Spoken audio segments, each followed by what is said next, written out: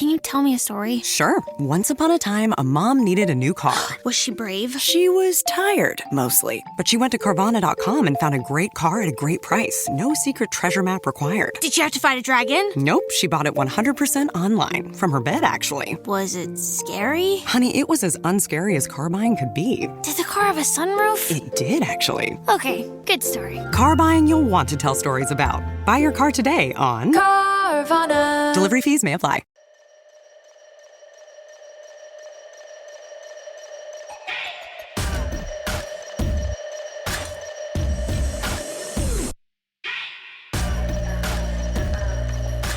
Hello, everybody.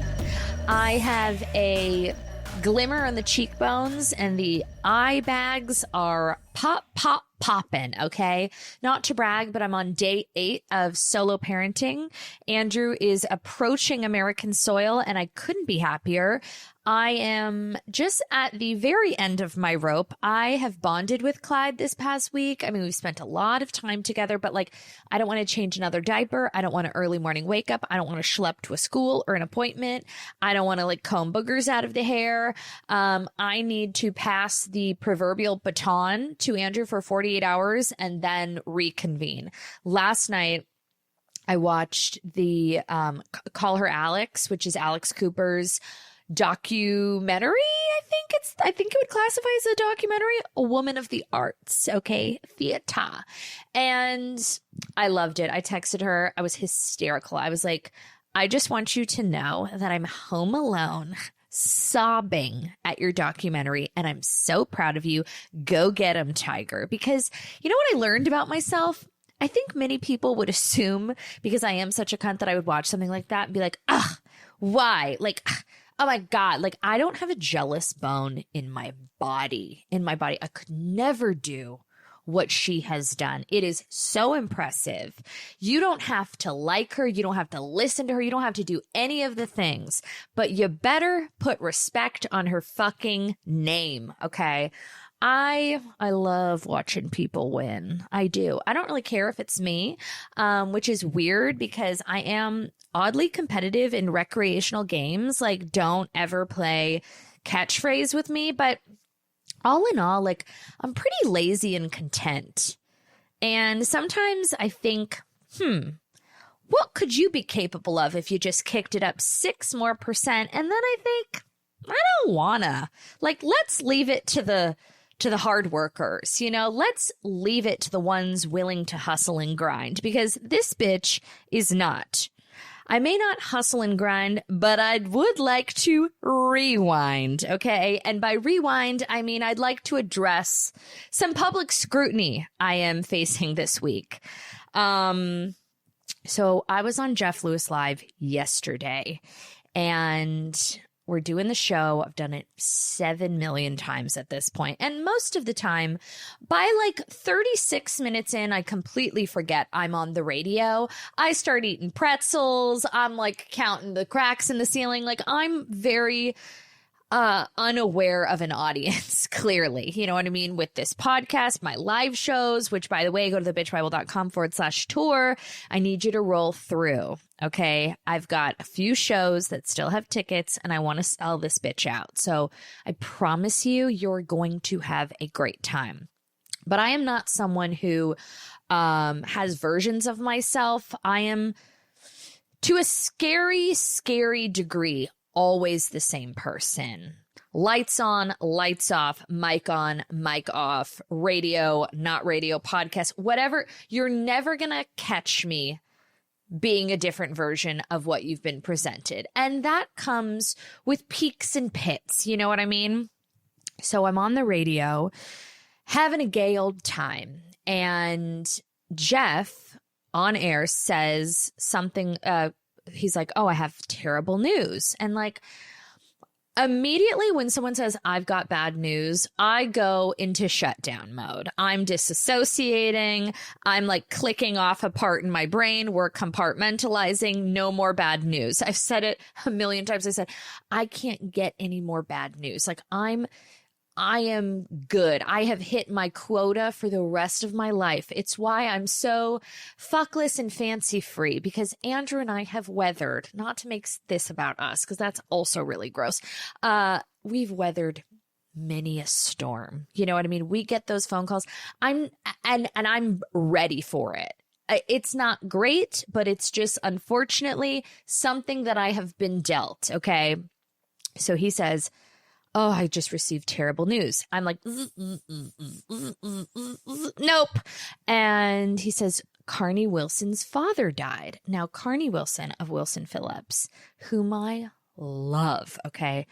I've met her through doing radio, and she has like the warmest spirit, okay? She is like a walking ball of love. She's like a hug in human form. She makes you feel comfortable. She makes you feel loved. She's making you cookies. She's just as objectively lovely as you could possibly imagine, okay? And clearly, suffering a traumatic loss. Her father, Brian Wilson, Beach Boys icon legend, okay?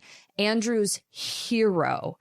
I mean, we've got a Beach Boys record in Clyde's nursery. Like, this is a massive loss to Carney, to the world, to music, to everything, okay? And I listened back to the radio show because I was getting a lot of DMs like, you were disgusting, you were distasteful. I don't know how Carney Wilson will ever speak to you again, because I immediately want to diffuse the situation. And the truth is that when I think about any time that I'm presented any form of grief, I disassociate, I divert, and I dilute. Okay, so I just want to lighten the mood. I don't want it to be heavy. And also, another thing that I've realized, this is a moment of self-reflection and self-evolvement, because I'm going to try not to do this anymore. I always think that if people pass over a certain age, or someone loses a parent, a grandparent, that it is a true celebration of life. And it's like, oh, I don't think how sad. I always think, and it's probably like a protective instinct to be like, oh, how lucky to have had them so long, because me and my husband, we've got one surviving parent between the two of us, and we're still young, So I'm always like, oh, like what a beautiful life. At least they, got to meet your children, got to see you get married. And like, I consider it celebratory, because after I would say even 75, I'm like, you got a good run. And I think that way with me. And I truly practice what I preach. I'm not someone that's like, walks around with a black veil like a victim. So I deal with death in a very pragmatic way, maybe because I've had to. So anyways, we're on the radio, and Jeff Lewis and I are a very bad combination, okay? Because I think we probably have the same default settings. I won't speak for him, but immediately I want to pivot. So I made some kind of like distasteful comment. We're all going on this trip in a couple weeks, like a brand trip. And I said, oh, like, do you think Carney Wilson's still going to go? And he's like, oh, I don't think so. I'm like, because then, a spot's opened up, and we've had this ongoing joke that it's like the Hunger Games of getting on this trip, because it's like a glamorous private jet. It's a one-day thing. It's fun. We get away from the kids, whatever. And I said it to kind of just like keep it moving, diffuse the situation. I listened back. I was cringing. I was like, oh my God, Jackie, like not even like we're just glazing past it. And that's exactly what I was doing. I would never make excuses. That's exactly what I was doing. And then I started thinking about it, because at first I was like, oh, maybe I was just keeping it light for radio. Then I'm driving, I'm listening to Clyde's Wake Up playlist, and a Beach Boys song comes on, like the very first song on shuffle. And it was like, God only knows. And I'm a little bit emotionally frail from watching the Alex Cooper documentary. So the tears are flowing. I'm in the middle of a menstrual cycle. God only knows comes on. I start bawling, okay, over a chimichurri salmon bowl. And I immediately pull over. I'm starting panicking, texting Jeff. I'm not going to text Carney Wilson. She's going through something. And how annoying to even think that maybe she would be upset with the kind of flippant conversation in regards to a serious trauma on her end, and then make it about me and put that on her. So then she needs to like validate my emotions about her emotions. It's too layered. You know what I mean? So I text Jeff and I'm like, oh my God, if you speak to Carney, because they're closer than I am with Carney, will you please tell her I am so deeply sorry for my behavior on the radio. I love her. She's a bright light. I'm all the while listening. God only knows. And I'm like panicking, indigestion. Honestly, I didn't even finish my lunch because I was like, I started having stomach aches. You know, I was like, oh my God, am I going to get diarrhea from this? Here's hoping I could use the pre-Vegas slim down, but oh my God. And then I just took a deep breath and I said, Jackie, this isn't about you. Move on, bitch. Get over yourself. Death is hard for me. It's hard for everybody.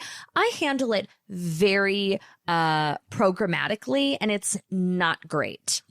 And then I started really reflecting about even when my husband lost both of his parents, okay? He lost both of his fucking parents early 30s. I was by the third parent, okay? I was like, I couldn't even get there. I just wanted it to be done. I was like, wow, we got when are we good? And I probably wasn't as not supportive. I'm really good making it about me again. I'm really good at facilitating things because that's all I know how to do in those situations. Like, you need something done, call me, I will show up. I will never forget. And then I'm going to really lighten the mood because this has taken a dark, dark turn. Okay. We're going to talk shit about somebody soon. But I remember my best friend, Dan. His father passed away when we were in college, freshmen in college, I believe. And he was in Boston. And it happened suddenly, okay? And he had called me, and I hadn't really experienced much. I mean, granted, I've got 5 dead aunts, dead mom, dead mother-in-law, dead father-in-law, dead grandfather, circle of life. That one's okay. I mean, I could go on and on and on and on and on, making it about me. See, I'm not going to listen to this episode. We'll move past it. My best friend, Dan, calls me and is like, my dad passed. And I'm like, what? How? What? When? Where? What are you talking about? We were 18 years old. He's like, will you go over? Because he was on the other side of the country. He's like, will you go over to my house and be there?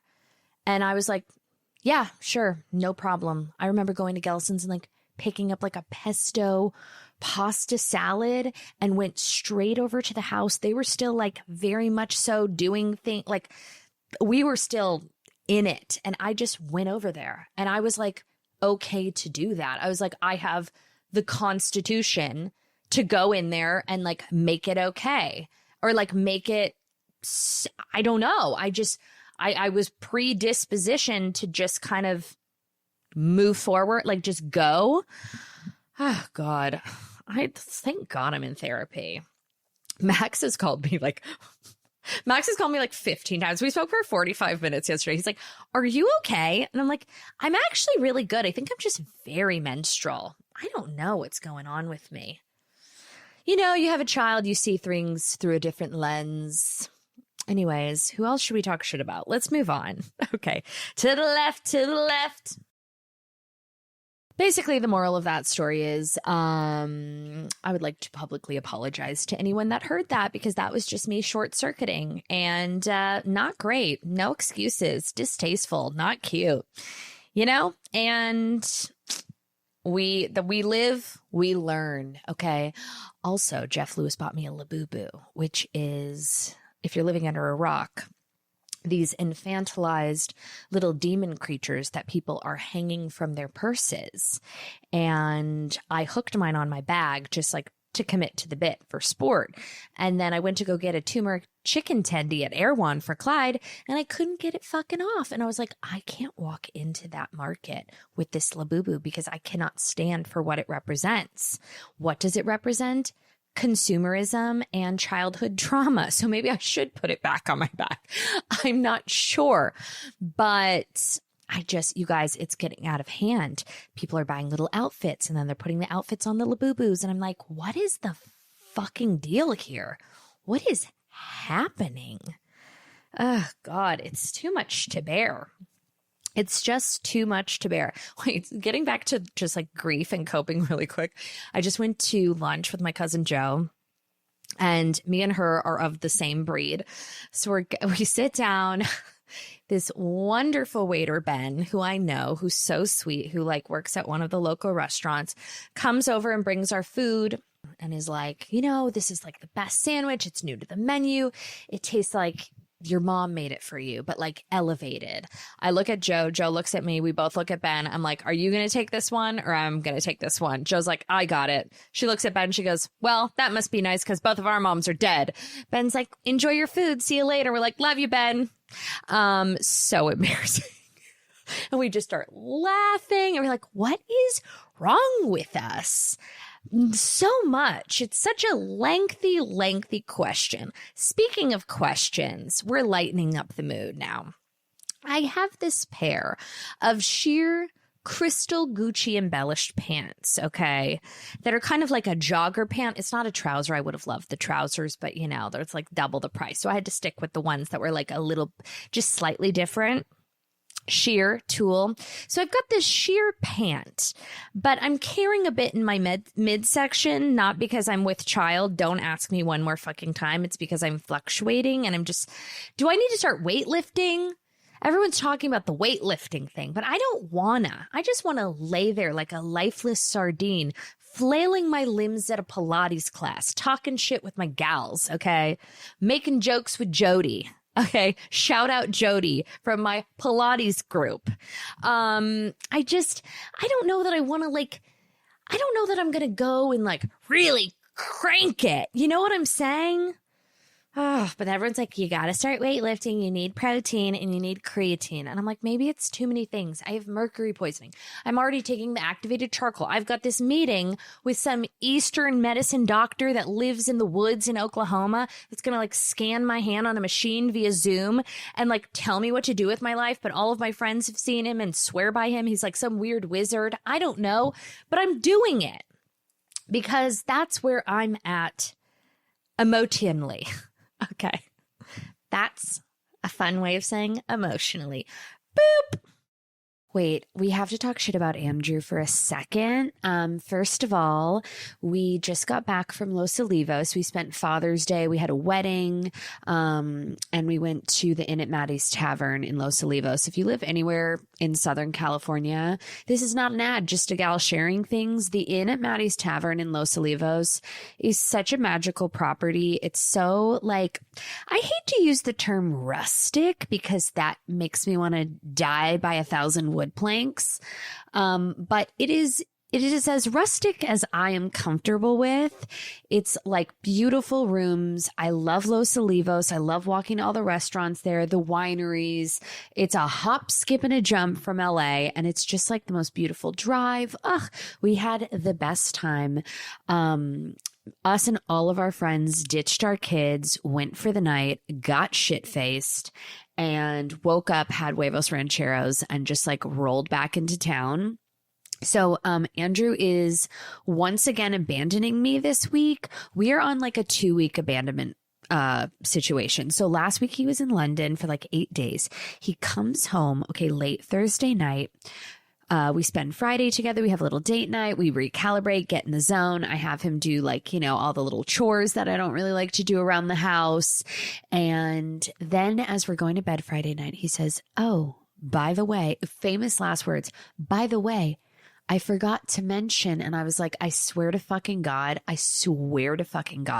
He goes, I invited the bros over tomorrow. I said, Andrew, you are on American California soil for less than 72 hours. We have one Saturday before you abandon me and your child again. What do you mean you're having the bros over? He says, it's no big deal. I invited everybody over tomorrow at 10:30, thought we could do a little breakfast, little pool. And then, the kids will have to go to sleep. They'll have to nap around like 12:31. So we'll just do like an early breakfast hang. I said, okay, that somewhat works for me. I have a heart out at 1 p.m. I have a blow dry and a keratin treatment, Andy. So I will be bidding you adieu. Okay. So a lot of his friends have kids. We get the bagels, we get the fruit, we get the lox, we get the thing, we set it up. And Andrew goes and does a quick beverage run. First things first, he goes to not a Smart and Final, but maybe like an Albertsons of the sorts. I don't like going to Albertsons or Ralph's for a myriad of reasons, but there's too many aisles. I find the whole thing to be chaotic. I don't like their pre-cut fruit. I don't like loading the conveyor belt. And I just find like the whole checkout process to be very inefficient at our local Vons / Albertsons. But, she believed she could, and she did. Andrew sauntered to to Vons. Okay. He's picking up Spindrift, like popsicles. This is the kicker. Okay. So he's unloading the car, and I notice a mystery tin, okay, like a plastic barrel of some sort, okay, something I've never seen before. I said, Andrew, what the fuck is this? I hold it up. It says Safeway Selects Party Mix, okay? We are talking a concoction of cheese puffs, Cheetos, off-brand Doritos, pretzels, and like some other fucking white trash chip that I've never seen before. Okay, not even a name brand Dorito, a Safeway Selects orange powdery cancer concoction. I said, I swear to God, I was so taken aback. And we've been together for many, many years. So that is not something that I've ever seen him purchase.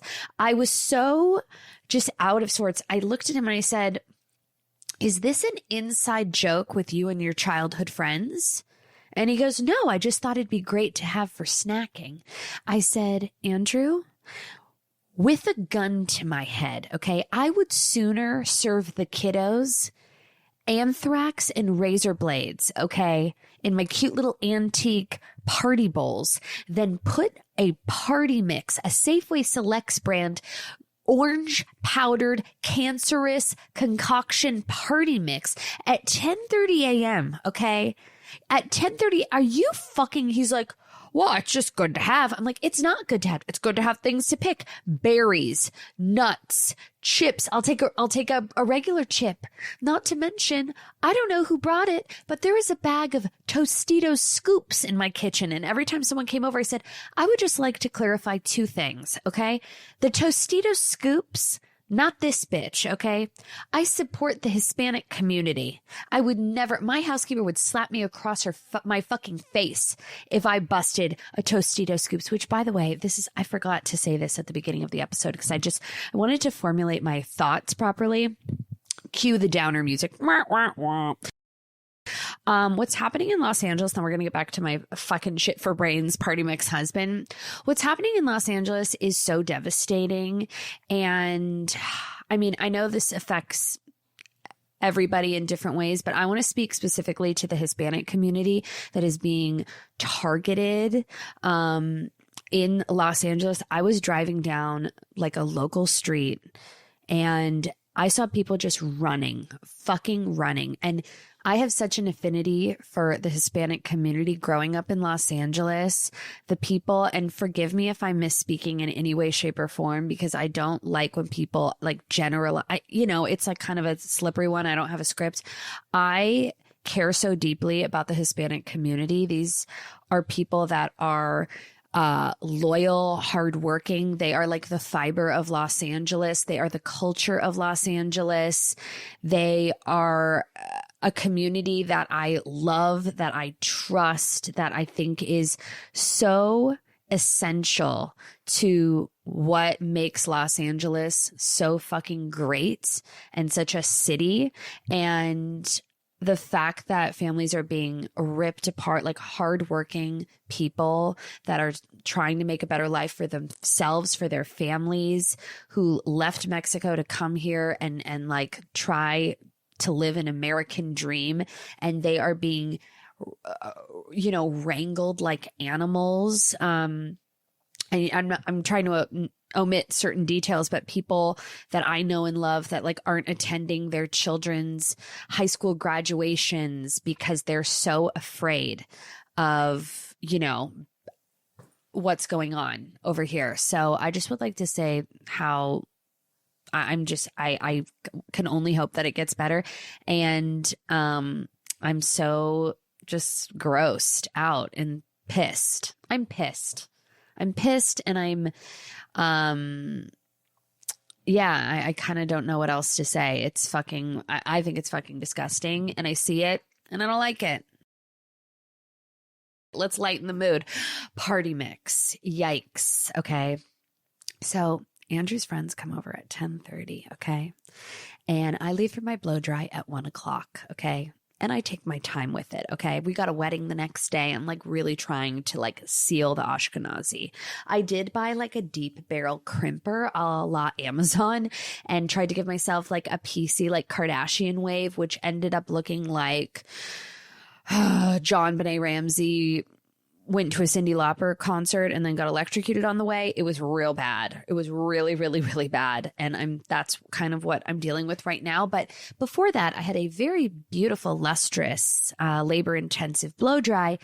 And I get home around 3:00. Certainly everybody has left so that I can boss Andrew around for a last round of chores. You know what I'm saying? Everybody was still here. Okay. Then I say, I'm going to pop over to Gelson's and get Clyde some necessities before we chuck him on Father's Day and head to Los Olivos, as loving parents do.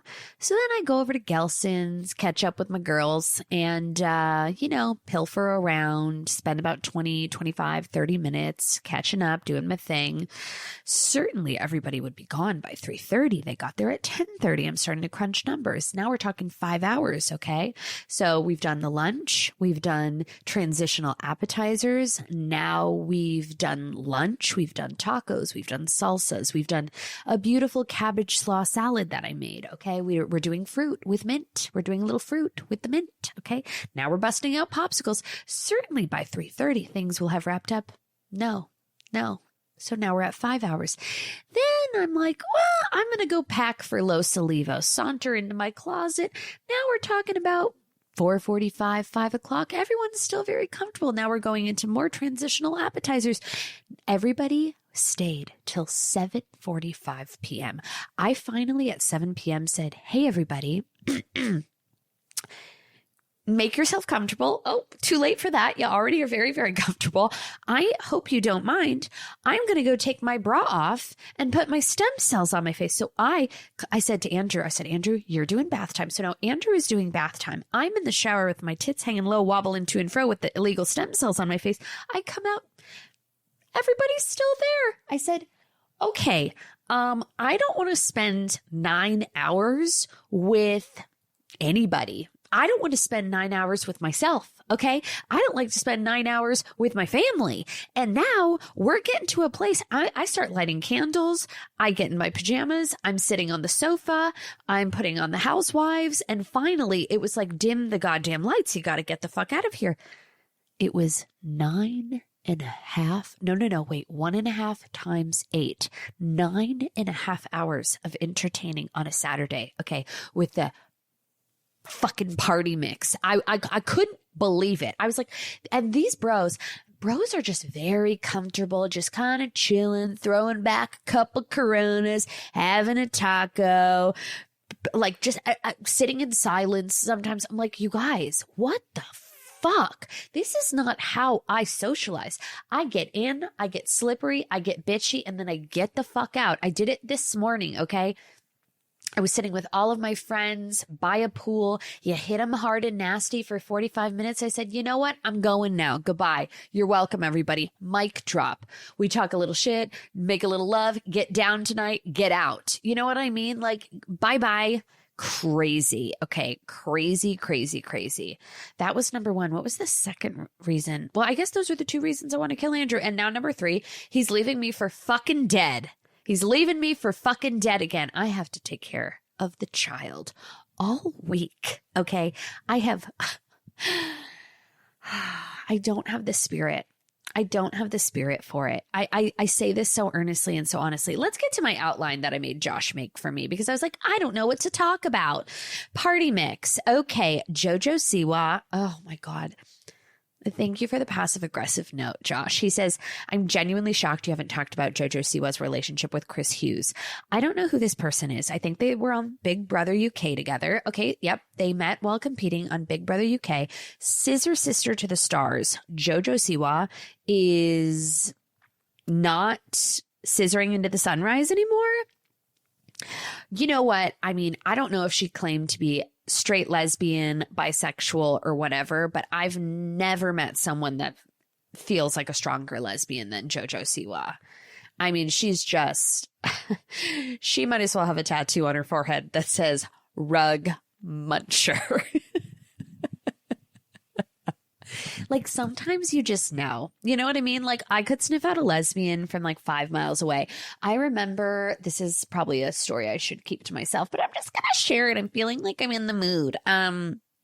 When my little sister was like 9 years old, she thought she was like the next Lisa Leslie. She has this lore in her head that she was like amazing at basketball. And I promise you, she wasn't really that good. Okay. Like this, it wasn't like she was going to go pro and she was going to play in college. Like, please, like she could like I was the baseline. So if she could just get a ball in a basket once in a while, that was considered like super coordinated and talented athletically in my family because I was breaking bitches' noses. You know, like I literally broke my basketball team's nose, my teammate's nose when I was 10 years old because I just wanted the ball. I didn't care if it was from a teammate. I just wanted the ball and I would throw it in any basket. And I only scored 3 times and it was in our basket. So the other team got the point. And I didn't understand dribbling. I just took the ball and I ran. You know, it's like a metaphor for life. Anyways, so my sister was like, not bad. Okay.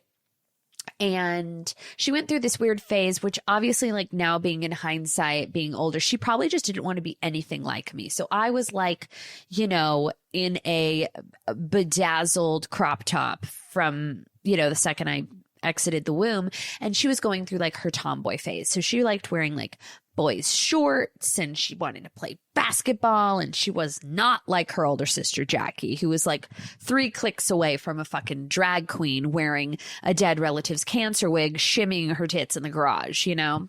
So she was playing basketball and pretending that she, you know, had a future in the WNBA. And I started like getting a whiff of lesbo vibes. And then like the very next morning we were getting ready for school and she looked at me and she said, "Hey, Jackie, if you could marry any girl, who would you marry?" And I said, "Ashley, we're going to shelf this for a later time." I walk into my mom's room, my parents' room, and I'm like, "Mom, we got to talk stat." And she's like, "What's up?" I'm like 11 at the time. I'm like, "Ashley's a lesbian." She's like, "What do you mean?" I'm like, "Ashley is a lesbian." And my mom's like, "Really?" And I'm like, "Yeah, Mom, read the fucking signs. She plays basketball. She's wearing a Baby Gap Bermuda short from the little boys section that we got at the outlets. And now she's asking me about being in love with a woman. Lesbian!" Like, you know. And my mom's like, "You know, I could kind of see that. Let me talk to her." And I was like, "Okay." So then my mom like pulls her aside later that evening. And she's like, "Hey, Ash." My sister's like, "Yeah." And she's like, "You know, if you ever thought that you had a crush on girls, you could always tell me, right?" And my sister's like, "What are you, ew, like, what are you talking about?" Not that it's ew. I'm just saying in the context of not being a lesbian. You know what I'm saying? And my mom's like, "You know, if you ever feel like you have a crush on a girl, or maybe, you know, that's your thing, then you could just always tell us. And it's like totally no big deal." And my sister was like, "Okay." I'm like 8, but sure. I'll let you know if I have a fond liking to the vagine later in life. Like, ew.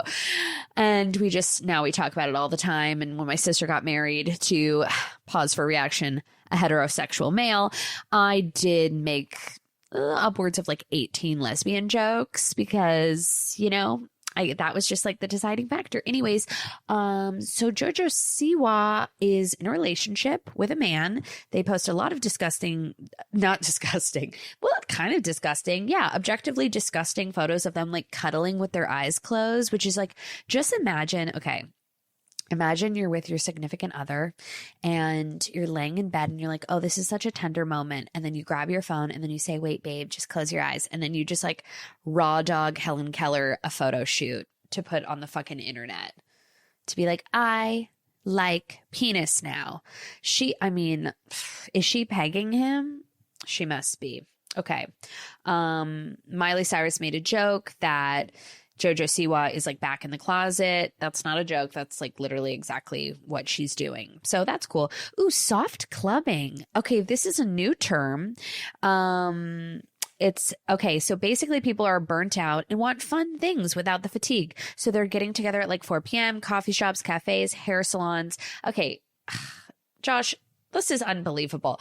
Of course, Gen Z is now making a term for everything. That's called just like being 30. That's not called soft clubbing. That's called like a reasonable gathering time. Okay, not 10:30 to 8, 4:30 to 7:30 feels very responsible. We're going back to Los Olivos in a couple weeks for my best friend's birthday and doing like a little wine tasting thing, little couples trip.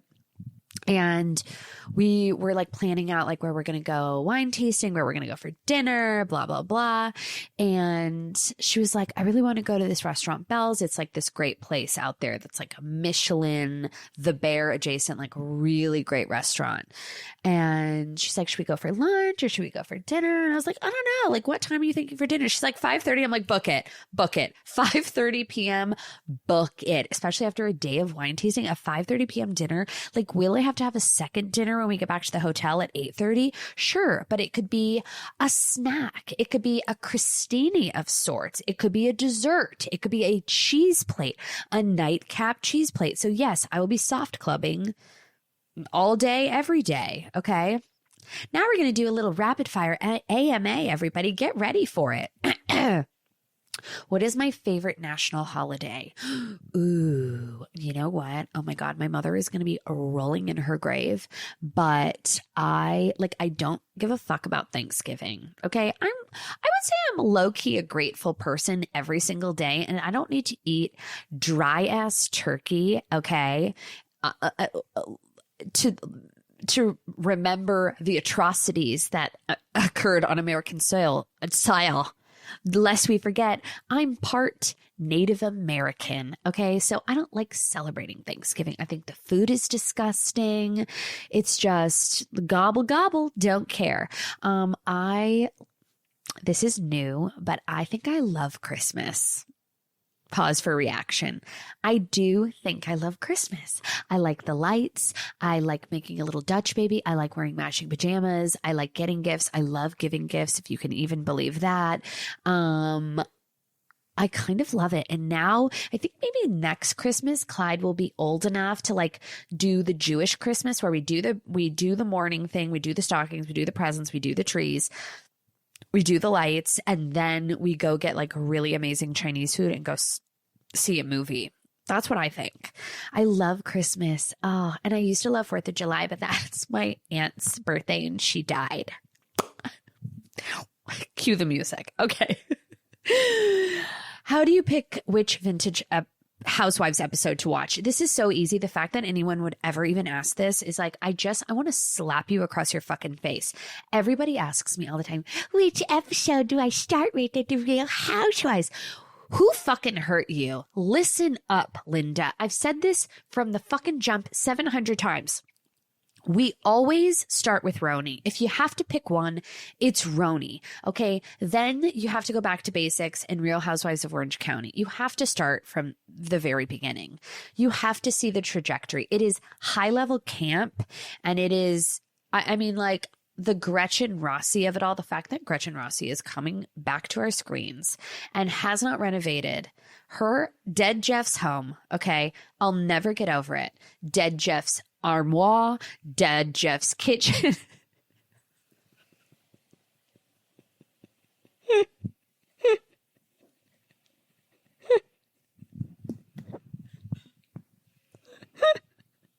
I'm so sorry.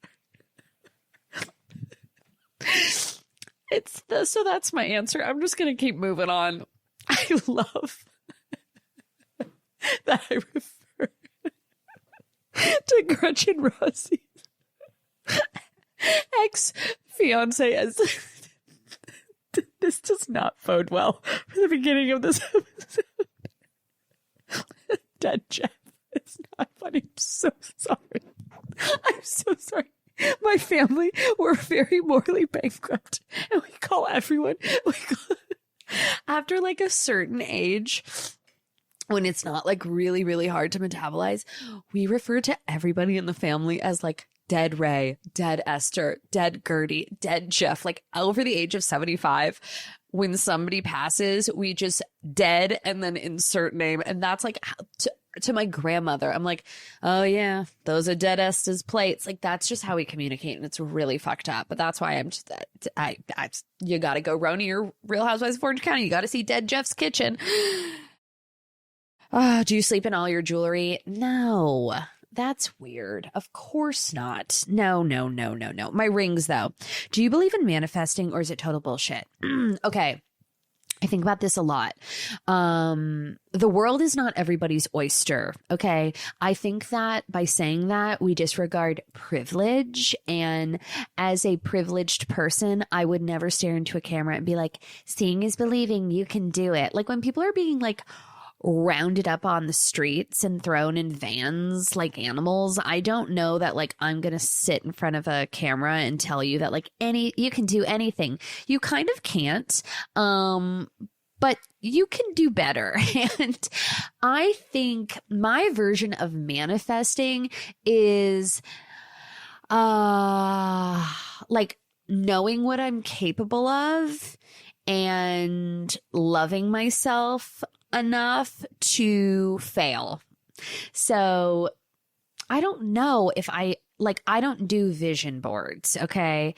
And anything that I've really wanted that I've gotten is because I knew I was capable of it. And then I made really smart decisions and executed gorgeously. So I don't know that I'm like a manifesting person. I just don't even like really get into the weeds with it. I'm like, this is what I want and I'm going to get it. And then I just do it. Like, let's simplify. You know what I mean? Like, I'm not like closing my eyes being like, I want my yard. Like, I'm going to work and then I'm going to acquire funds and then I'm going to renovate my yard. I don't even know that what I would manifest at this point. I just want to like I'm good. I'm a very content person. And I just think there's some beauty in that. You know, I don't really understand. I'm so inspired by it. And I like surrounding myself with very goal-oriented, successful, whatever your definition of that is, people. I like being around talented people. I want to grow together as a friend unit. And I think that me and my friends have done that like really beautifully. So I'm very selective with who I spend time with because it matters. But am I like manifesting things for myself? If everything stayed exactly the same forever, I'd be the happiest person in the world. That's literally, I'm good. So maybe I'm not goal oriented enough to be a manifester, but I'm an action forward person. You know what I mean? Top 5 favorite movies. Okay, obviously I'm not married to this, but like I love Father of the Bride is like my favorite movie ever. Like I weep. What other movies do I love? Oh no, like Tu Wong Fu I love. I'm not going to answer that. I don't know. Movies that make me like, I love Nancy Meyers movies. And I'm not getting to like, I'm not getting too intellectual with it. You know what I mean? Like there are movies that I really, really love, but like, do I want to watch them all the time? No, maybe they're like overwhelming for me. But like if Father of the Bride is on, I'm never, ever, ever going to turn it off. Top 5 favorite books. Okay, this is really hard because I literally haven't read a book in, oh my God, so long. What was a book that I loved? Somebody tell me. I can't fucking tell you. I have not finished a book. Like The Silent Patient, I kind of remember, but like couldn't give you a plot line. I read Verity. I haven't really finished much else. Oh my God, my best friend who's like reads all the time. She used to buy me books all the time. When we were living in London, our husbands all work together, whatever. She's like a very intelligent, like well-read human. And she would always go and buy me books, which was probably her like hint way of being like, bitch, you're stupid. And she like knew that I used to love Stephen King actually when I was a kid, which is like really weird. I loved Stephen King, but I also think I like used it as a bit. I'm like, I just love Stephen King. Like, I'm not like other 6th graders. I'm creepy and advanced. You know what I mean? I had to like really lean into that. So I remember reading like Carrie. I remember reading like Stranger with My Face, which is not Stephen King, but like amazing. I remember that like shook me to my fucking core. I remember there was a book called Stargirl that I loved. I read all the Gossip Girl. I was actually kind of like a big reader when I was younger. So maybe that's why I've like turned the opposite way. I read The Giver, you know, kind of. Island of the Blue Dolphins. Oh, brought me to my knees. Lord of the Flies. Like I don't really read books. I'm super sorry. It's just like it's just not my thing. Is it a waste to throw a first birthday party for your baby? Absolutely. 100%. But like you do it once and then you never do it again. Or you know what? I'm like kind of down for just trips moving forward. For all of Clyde's birthdays moving forward, like maybe we'll do something like cheese stick, but I am not subscribing to Kardashian party culture where Mindy Weiss is coming to my house and like busting a balloon arch. Like I'm never going to do that. You know, we obviously for Clyde's first birthday, we had a fraternity themed birthday party, which was to die for, the easiest decor of all time. I was just looking back at old pictures. We just threw red cups and like put bras in the trees and like just toxic, like macho frat rat decor everywhere. And it was like in kegs. It was so much fun. But that was a party for us. That wasn't a party for Clyde. This year, we are taking him to the Teddy Swims Thomas Rhett show in Boston, which is going to be so fucking amazing. I mean, hello, with all of his friends and all of our friends, like in a box for his birthday. Yeah, it's going to be hard to fucking top that. But once again, that's not for him. That's for us, right? And like next year, like I'm just going to take him on a trip and get him a babysitter and call it a fucking day. Once again, not for him, for us. And then we're going to fucking Chuck E. Cheese, okay? What would your death row meal be? That is so easy. First, I would start off with a white truffle potato chip from Trader Joe's with a Osetra gorgeous caviar. And I don't need the creme fraiche. I don't need the raw shallot. I don't need any of that. I just need the eggs and the chip. Okay. Then I would have a gorgeous, beautiful beluga vodka, clean as a whistle blue cheese martini. That would be like my first course. My second course would be a shrimp cocktail with a glass, like a really ice cold shrimp cocktail with a glass of probably Billicart Salmon Rosé. Okay. Just to like pair. Then I would move on to a wedge salad and also like a sliced tomato onion salad and a beautiful super Tuscan. And then I would have a filet with maybe some like, I was dying anyway, so I could go fat ass. I'd get like a béarnaise, and then I'd get like A1, and then I would have like some roasted asparagus, maybe like some cream spinach, but like easy on the cream, onion rings, and then I would have a chocolate souffle with fresh whipped cream, and then I would die. Dead Jackie. Antique shopping tips. Yes, yes, yes, yes, yes. What would be my antique shopping tips? I think my home decor shopping tips in general is no shiny golds, only unlacquered brass. Okay. Also, like, weight matters. Like, when you go to Home Goods, it's all about the materials. Like, if you find like a marble bowl or a marble box, not like a veneer marble that's like a sticker, like I'm talking like a solid, like travertine plate or something, like, get it, because it's about the materials and like, and obviously the design a little bit. But as far as like antiquing, shop around. Let go, let God. Try to find things that are interesting. I'm just like very drawn to anything that's unlacquered brass, anything that's like a weird marble color because I love the patina. Anything that's like made well, like wood furniture for me. Like I love like a vintage little side table. I always look for things that have wood detailing on them.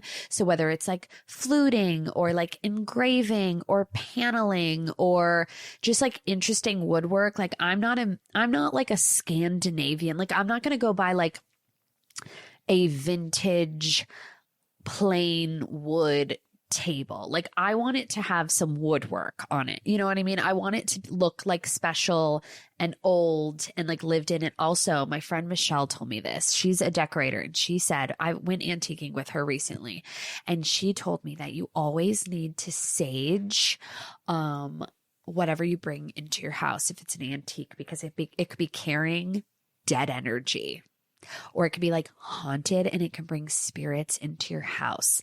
So I look for things that are just, you know, not exorcism adjacent, and also just things that I love that like feel old. And like I think it's so important when you walk into someone's house that you know exactly who lives there. Like if you walked into my house, you would be, well, please don't, by the way. But if you did, you would be like, oh, okay, this makes sense. Like it looks like Andrew. It looks like me. It mostly looks like me. But you know, it also kind of like, it feels like us. You know what I mean? It's not like a cookie cutter copy and paste of a Pinterest board. You know what I mean? It's I don't know. I just feel like they made furniture so much better back in the day. Like the craftsmanship is just on a different wavelength. So yeah, I don't know if that's helpful at all, but yeah, those are my tips and tricks. And on that note, I gotta go tend to my fucking child. Love you. Thank you. This wasn't really a great episode for me, but I'm really tired. Next week, I'm gonna blow your fucking balls off. And if this is the first episode you're ever listening to, which is probably not because I've been in the game a very long time, it's not a lot of new listeners at this point, but just keep listening because they're all so good. They really are. Ugh, they don't make them like me anymore. Love you. Bye.